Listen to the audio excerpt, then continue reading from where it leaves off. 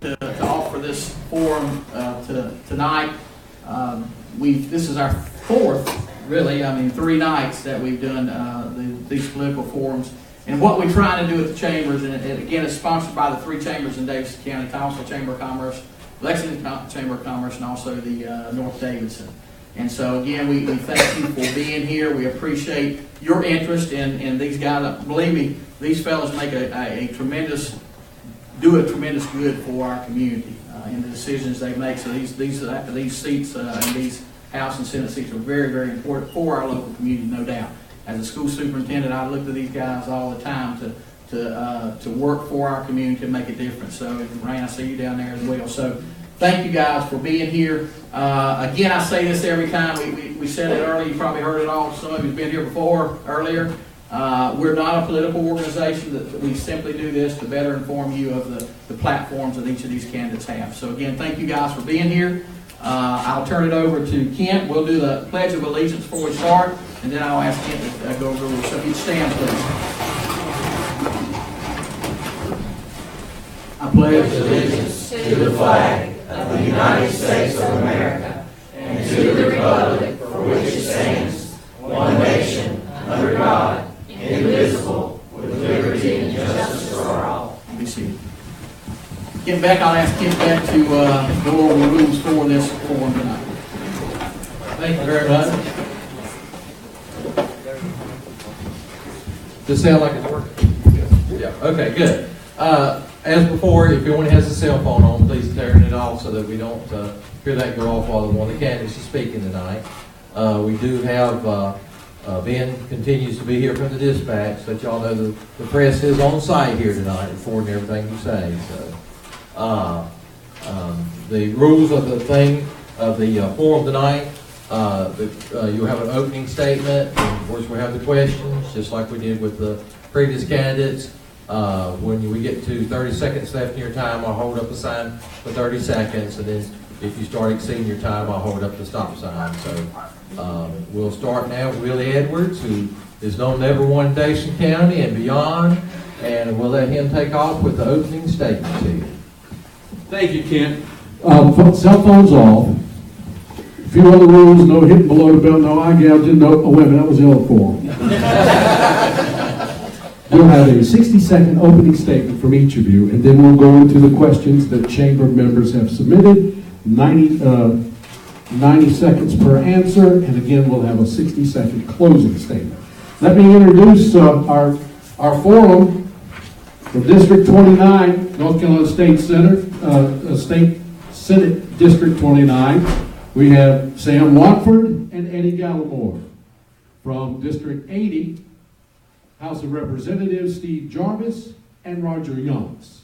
From North Carolina House of Representatives District 81, it's Eric Osborne and Larry Potts.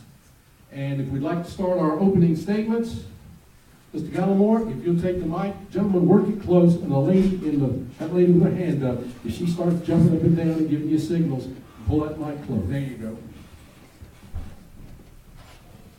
Are you ready? I'm ready. Put that back close. Thank y'all for coming. I think there's 28 of you out here.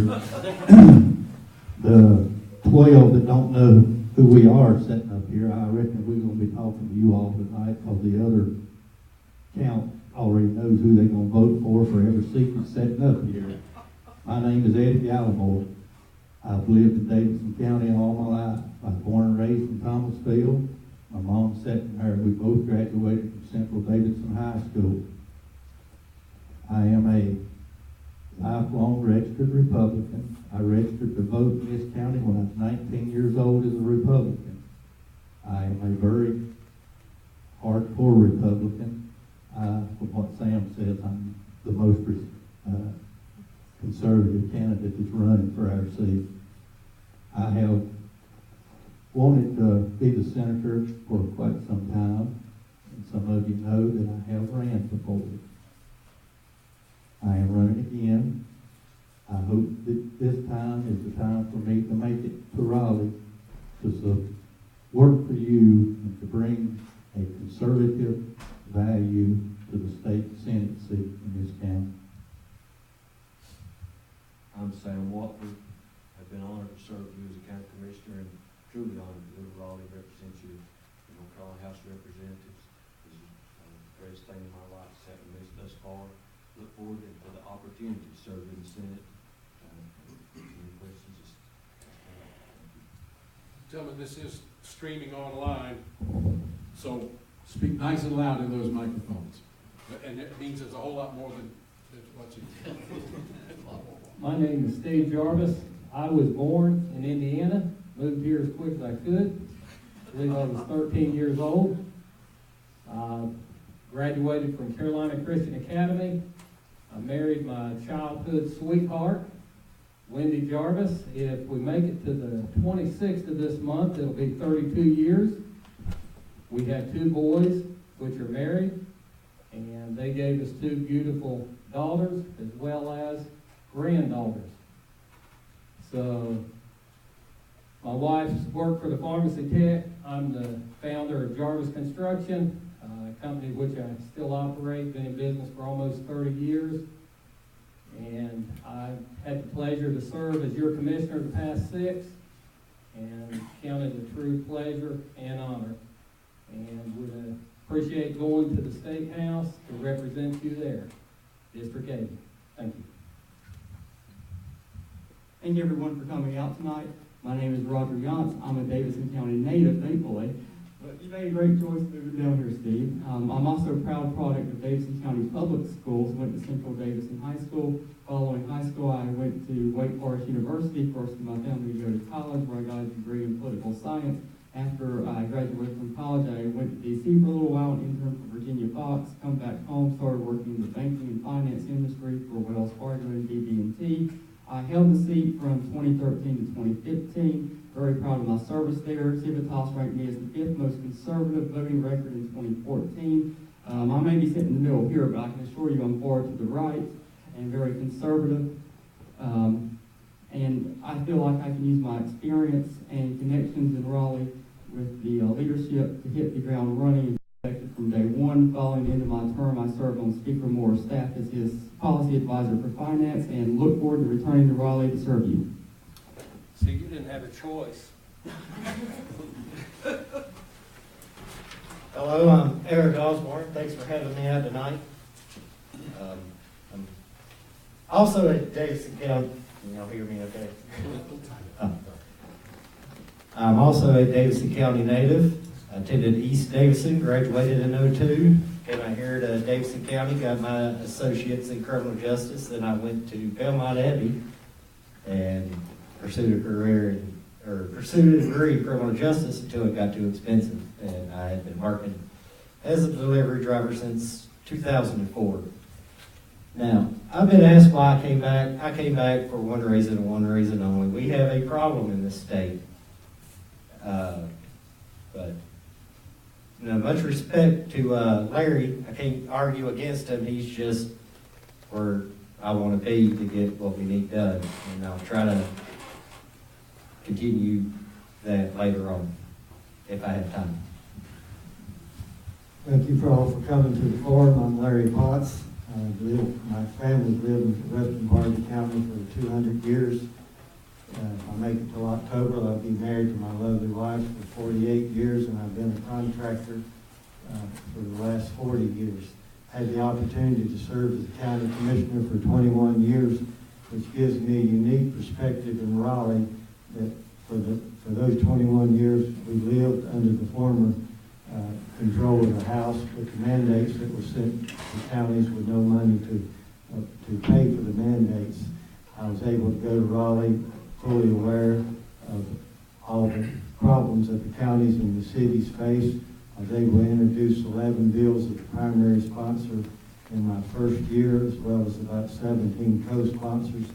I have the ability that I know everyone on the school board, most of the mayors and the council, and all the commissioners, and we have an excellent working relationship, and that provides me with the input. I'm elected to serve North Carolina, but I'm elected to espouse the views of the people in the 81st district that I represent.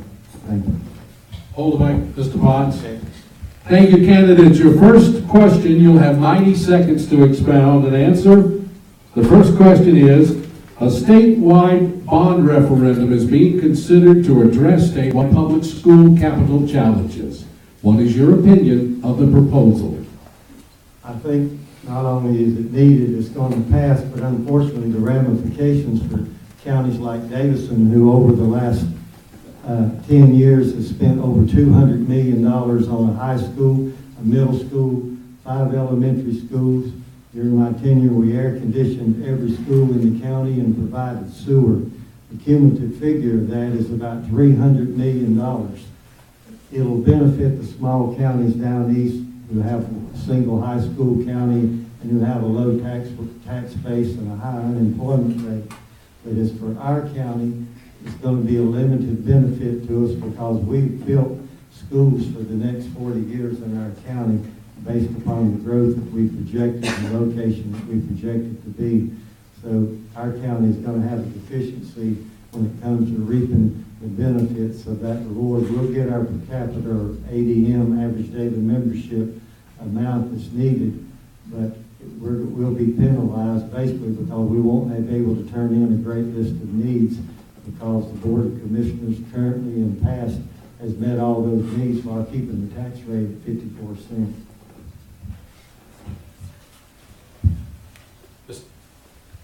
Ms. Osborne, would you like me to repeat the question? No, you're fine. Question is, can we afford it? I mean, a bond is going to put us more in debt. We're what, almost $40 billion in debt right now as a state? A little bit more than that. I mean, sometimes you just got to say no. I mean, I got to pay for it. Your grandkids have got to pay for it. Your kids have got to pay for it. When does it end? On paper, it might sound good, but I don't think so.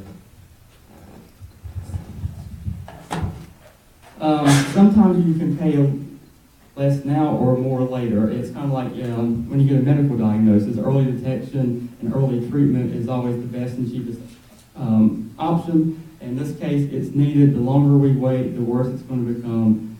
And at this point, we can't have these schools down east, even though our county is in much better shape. There's schools down east in counties like Robinson County, Scotland County that have absolutely not enough room. Like Larry said, only one high school for the entire county.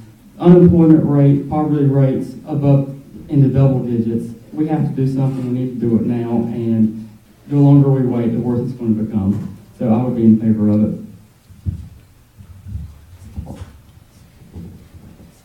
I think sometimes we deal with the necessary of an evil that we really may not want to see go through with, but I believe it'll be put to the people and it will be voted on. And if the people want it, they will approve it and it will go through. As far as the bond referendum, I know that a lot of the capital needs, you've got a lot of your poor counties, like it's already been stated, that do not have the access or the funds as we do in Davidson County. For every penny of tax increase, we would receive $1 million, and there's some places that just get several $1,000s for a penny. So I think it is something that probably will pass and is needed in certain areas of the state. Commissioner Jarvis and Representative Potts both made good points, and I'll try not to repeat those. But all we do is put it to the citizens, let them make the choice. What we're going to have to be, as a legislature, we'll have to be careful of how we allocate the dollars. And there's some very wealthy school districts in this state, and we're going to have a tendency to leave them out and to concentrate on the less fortunate school districts. And but we're going to need it, because if you put it with question number 3 is about reducing classroom sizes, that's going to impact all the school districts all over the state. So even Davidson County, we need to do this thing. So question number 3, and that'll come up in a few minutes. Thank you. I'll have to agree with Sam, and Roger and Larry and Steve too. They will pass. We do need them. As Larry said, in Davidson County, we're blessed. The other county that Sam and I will be, one of us will be representing is Montgomery County. They have only had 2 high schools down there, and both of them are very old. They are in the process now of rebuilding or building a new high school. And that county, being a county of only 20,000 citizens, it's very hard for those 20,000 citizens to pay for a $50 million high school like we just spent up in North Davidson. So yeah, we will have to work and get money from larger cities and larger counties to use that money to help the less fortunate. They can't help that their county's the way it is. It is what it is. So yeah, I think the bond is something that has to be done, and like Sam said, the people that are going to be the ones that's going to look after that money to make sure it's put in the proper places is the people that's going to have the burden on them to make sure it's done right. Thank you, gentlemen. Mr. Campbell, if you'll hold the mic, we'll start the second question with you. All right. Excuse me.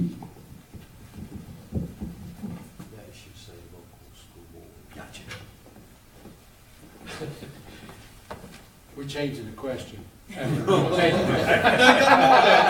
We all gonna protest. Good. It's one word. One word. Yeah, but that I and we. I know. Functions like a fake newspaper. Therefore, What thou? Second question, do you support repeal of the statutory authority that allows a local school board to file a suit against the County Board of Commissioners over county appropriations for education? Does suing really get anywhere? One hand is suing the other hand. The school board is nothing but a branch of the government, just like the county commissioners are. If those 7 people and 5 people can't sit down and work it out without going through a legal system, maybe we need to change the school board and the county commissioners. Suing each other does not answer the question and solve the problem.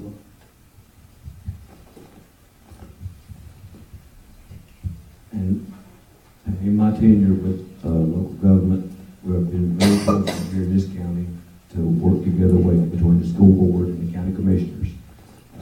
All counties are not that way by any means. They need this authority to litigate, and it's something that we can't identify with at all in this county. And so, no, I don't support repeal of that legislation, if I understand the question correctly. Going back to the first question, when Representative Brown was down at the last session, we passed a capital improvements bond. And it was on the ballot, and it carried big time. It built great big, nice buildings at all the universities. It helped to build a building here on this campus. It was definitely a benefit to the state. It's an extremely good time to borrow long-term money. So I support putting it on the ballot again. It's been a long time since we had a capital improvement for local school back in, I'm going to say the 90s, or maybe 2002, I can't remember. At the NCACC, I probably was one of the ones that worked toward getting the statute in place so that the county school boards could not sue counties. We've seen this enacted in Union County, and the legal battle, and basically who wins is the lawyers. It does not help the school system, it does not help the county, and so I'm not in favor of that as far as suing each other, so I would not be in favor of repealing the statute. I would also not be in favor of repealing the statute. Like Commissioner Jarvis said, the lawyers are the ones that are going to end up with the money. I'd much rather for the money to end up in our schools and educating our children. The local school board and the county commissioner just need to sit down and work it out and figure out a solution. I mean, ultimately, the funding lies with the state and the county commissioners and not the school board. And I think if they just sit down and work it out, eventually a compromise could be made or a solution worked out without owing a bunch of money to trial lawyers.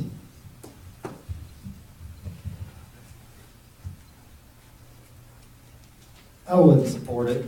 Sounds like just like a bunch of kids fighting when, you just negotiate. I may be, I'm one of only 2 commissioners left in the county that's been sued by a local school board. The results was an award of $147. Their lawyer bill, $147,000. Their lawyer bill was $143,000. So it was a waste of everyone's time and money. The commissioners are appointed by law to fund the schools to the best of their ability.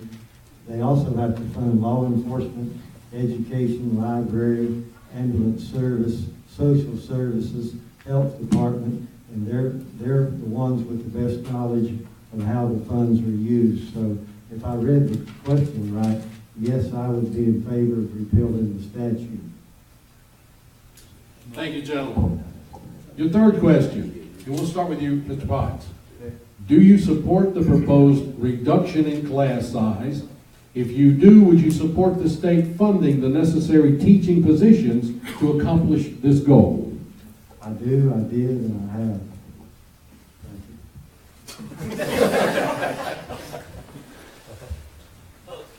Oh, it's my turn then. That's quick. Well, I had the honor of meeting a teacher with, up in Guilford County, because that's where I work. She had, I believe she told me, 35 kids in her classroom. 35 kids. And that was before the tornado hit up there, and I'm pretty sure they're going to have more. But yeah, I believe trying to control 30, 40 kids is a little bit too much for one person, even with the teacher's assistant. So yes, I would support it. I had a meeting earlier this morning with the superintendent, and one of the issues that she brought forward to me was the reduction in classroom size. I would be in favor of it. Kids learn better and easier when they're in a smaller group, and teachers are able to give more one-on-one instruction as needed. I do support the state funding it. When I was in the legislature, I certainly didn't enjoy unfunded mandates from the federal government, so I certainly don't want to impose any unfunded mandates over to the counties or the cities. So yes, I would support the funding as feasible fiscally.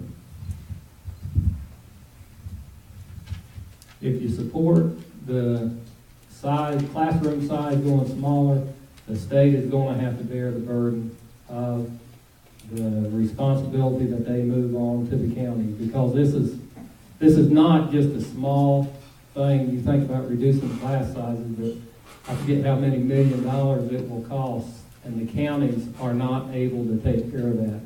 So I would support the funding from the state level coming down to take.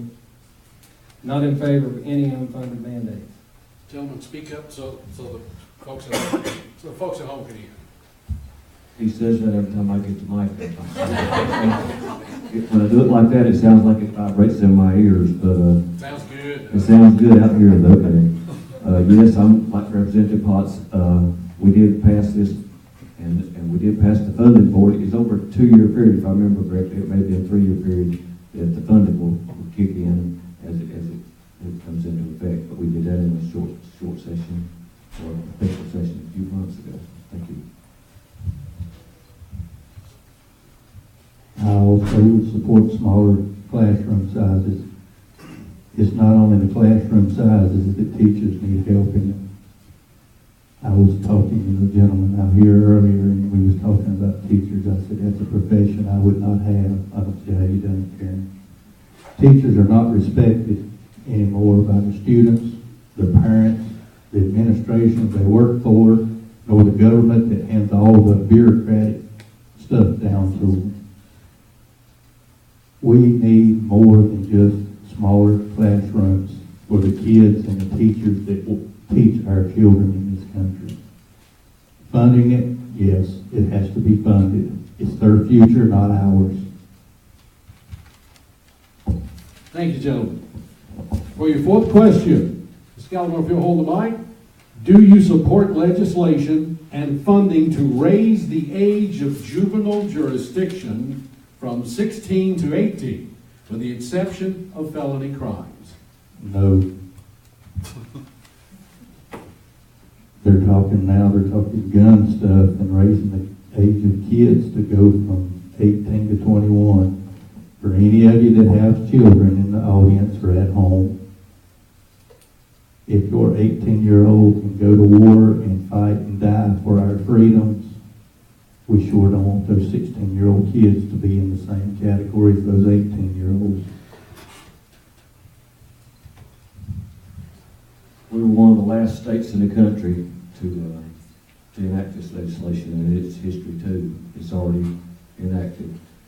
Our juvenile system will now handle up to 18-year-olds, and so it gives them a better chance. And I may, the point being that, and it may have been different when I was 16 years old, but I think it takes longer to grow up. A lot of people are still children at 18, and we also raise the foster care age from 18 to 21 too. I just feel like I don't know if we're protecting our children or what it is, but it just seems to me personally that 16 is just, but anyway, and the juvenile courts are a whole lot better. You stand a whole lot better chance of coming out of that than you do being treated as an adult in jail in the prison system of North Carolina at 16 years old. I do believe this question is actually, as Sam said, it's history. It's already been passed. Now, finding out exactly how it's going to be funded. And I serve on the JCPC, which is Juvenile Crime Prevention. And they tell us we're going to get more money in our counties to take care of this, as well as additional judges. The question now is, how do we fund it? But we have to fund it. It's already passed at this point. We have to move forward. And I don't, like I said before, I don't support unfunded mandates.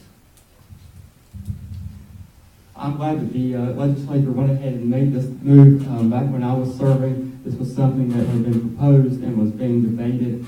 The only other state that had this law was New York, and quite frankly, I don't want to be in the category with New York in just about anything. 16 and 17-year-olds are still developing emotionally, mentally, and we don't need to treat them like adults. We need to treat them with care when they do wrong. You know, we need to set them on the right course.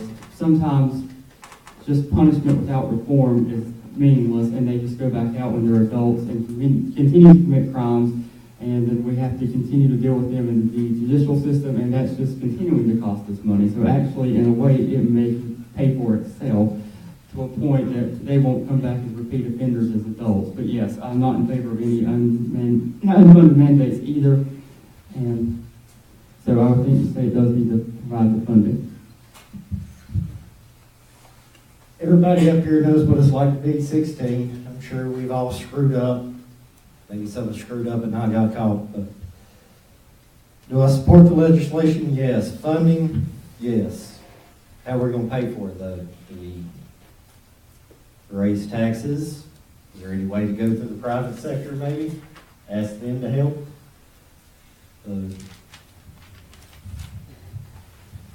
Unfortunately, as each generation succeeds the next, the breakdown of the family and the social and moral fabric of our society has deteriorated and diminished. And unfortunately, we're left often with 18-year-olds who act like 14-year-olds or 12-year-olds and vice versa. There has to be some responsibility, but I did support this bill when it came into the legislature, and I think the funding will follow it in the next fiscal year. Thank you, gentlemen. Your last question is submitted by members of the Chamber of Commerce, and then we'll have closing statements. The question is, what efforts do you think the state legislature can promote to improve the lives of all the state citizens? Well, that's a broad question. If you're a senior citizen, you want good health care and nurse-assisted living facilities. If you're a young married couple, you want sports facilities and good schools. If you're unemployed, you want a job. If you're trying to go from work welfare to workfare, you're looking for daycare. We have a wide spectrum of citizens across our state as well as the nation. We're one of the top 4 fastest growing nations in states in the nation. What is the state's job is to promote an environment where people can work and prosper, where they feel safe in their homes, and law enforcement is present. There's an ample amount of jobs to provide food for the children, education for the children. It's not the state's job to take us on and adopt us and raise us all of our life. It's to create an environment where we can succeed in life.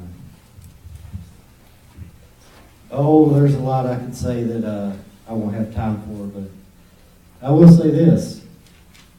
Now that I have everybody up here who's running, I'm going to issue a challenge to the general legislator. A couple of years ago, they decided to find 15 things to find sales tax on. 15 things. So here's my challenge.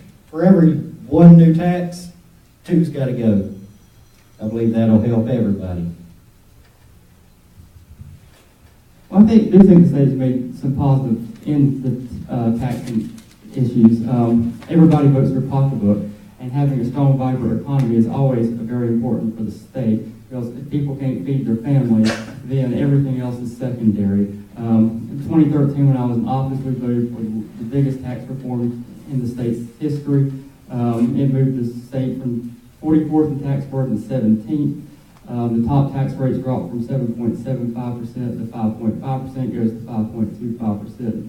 Next year, the standard deduction for a family is moved from $6,000 to $17,500, goes to $20,000 next year. This is more money in people's pocket, and especially on the standard deduction. This means a lot of low-income people don't have to pay taxes.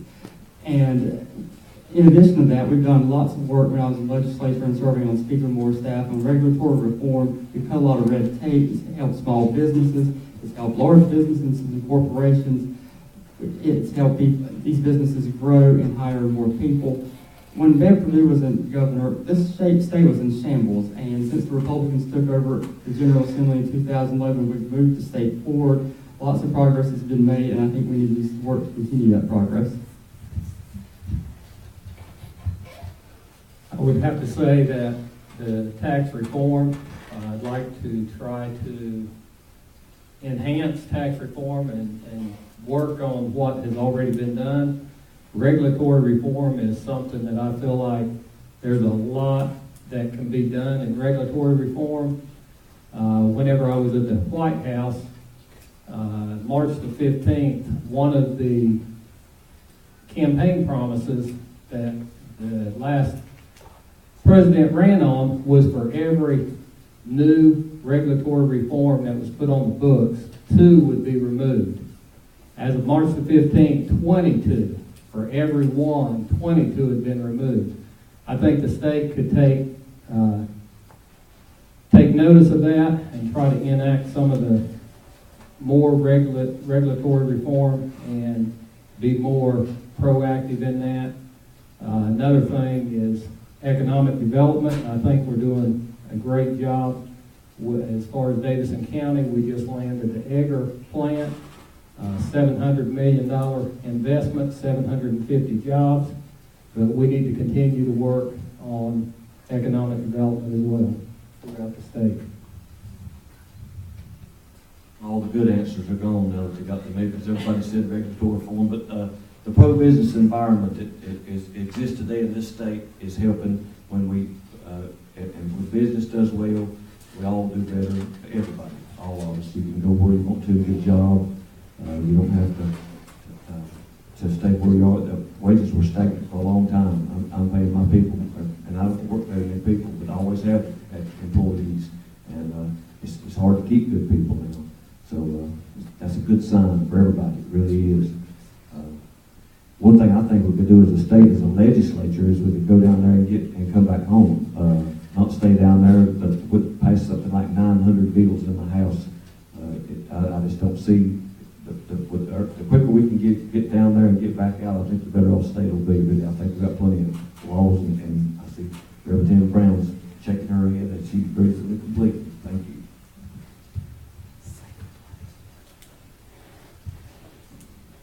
We need to get our government out of our back pockets and out of our business. Next Tuesday, I will be 54 years old. I have got to go to a doctor this week to get a physical because I hold a Class A CDL driver's license. I have to have a physical every year. You look at $100, $125 between now and next Tuesday. I also hold a professional pyrotechnician license. I'm a professional pyrotechnician. I have to go every year and take continuing education. That's another $100, $125 a clip. I'm also a licensed real estate broker. Before June the 1st, I've got to go spend another day in a classroom somewhere that I have to pay $125 or $150 to listen to somebody tell me something. Really doesn't have anything to do with my business. I'm also a independent automotive dealer. I have to go every year, spend 8 hours a day, pay money to sit in a class, to hear somebody stand up and teach or tell me stuff that has nothing to do with what I'm doing. I'm also I'm in the construction and grading business. Sam will attest to this because he's in it too. He has to go and sit through this stuff. We need to get our government more user-friendly for businesses. So the ones that wants to do business, and I'm talking about small businesses, make it easier for those of us that wants to work and employ others to do so. Thank you, Mr. Gallimore. Gentlemen, very good. That's your questions. Now you'll have 60 seconds for your closing statements. Mr. Gallimore, if you'll begin. Like I said, my name is Eddie Gallimore. I am a lifelong Davidson County conservative Republican. I've been involved in the Republican Party for a very long time. For those of you that don't know, my wife's not here tonight. I have been married for 25 years. She is the president of the Davidson County Republican Women. And she has her Republican meeting is tonight, so that's where she's at. I have served on the Davidson County Executive Board in the past as the Vice President, Vice Chairman. I have served on the Executive Board. I would very much appreciate those of you that will, please, in the upcoming election, vote for Eddie Gallimore. One more time. Mr. Watford.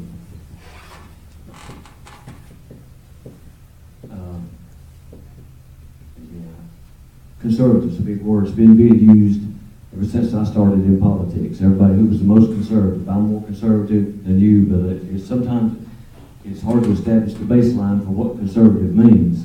And the benchmark from over in the part of the world that I'm from is you're a true conservative, a real conservative.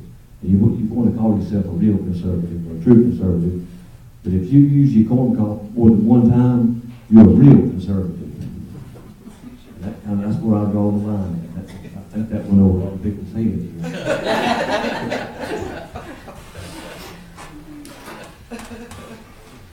Well, again, I'm Steve Jarvis, and I am one of your commissioners, and I feel like I've gained firsthand experience on the impact that legislation has to cities and counties, and I feel that that is an essential part of experience as well as life experience that is needed to represent you, as well as business experience going forward into the state legislature to not create statutes and laws that actually have unintended consequences that we do not see. And again, Steve Jarvis, and I would ask for your vote for NC House District 80. Thank you. My name is Roger Yachts, North Carolina House District 80. Please appreciate your vote. I don't have any experience as a county commissioner, but I do have experience as a state representative. So I do have experience for the job I'm running for, and I also served on Speaker Moore's staff for a year following the end of my term. I know state policy and state issues quite well. I could hit the ground running and be effective from day one. I have great relationships with leadership and many of the members. Like I said, I'm looking forward to going back and serving you in Raleigh. Well, unlike half the people out here, I can say that I do not have a voting record because I have never been elected to office. But if I'm allowed to piggyback onto my introduction to my closing, I will say this. Davidson County has a problem. We have a pedophile problem. They have been going unchecked. One sheriff's deputy working full-time in this county isn't enough to keep these people. I'm currently writing right now it's not a very good one because I'm a lawyer, but basically the rundown is I'm going to target pedophiles, sex offenders, anybody, and organizations who enable them. So my name's Eric Osborne, and I would appreciate your vote. I'm Larry Potts. For the last 22 years, my life has been in the paper, on TV, and all my votes have been made public. I have nothing to hide. If by this point tonight you don't know who I am or you haven't checked my voting record, you're fairly relatively new to the county, but I would appreciate your support on May the 8th in the primary. None of these men up here are running for the wrong reasons, and none of them are bad people. We just have to select the best candidate we can to represent our district, and I hope I can be that candidate. Thank you. Thank you, gentlemen. You're to be submitted to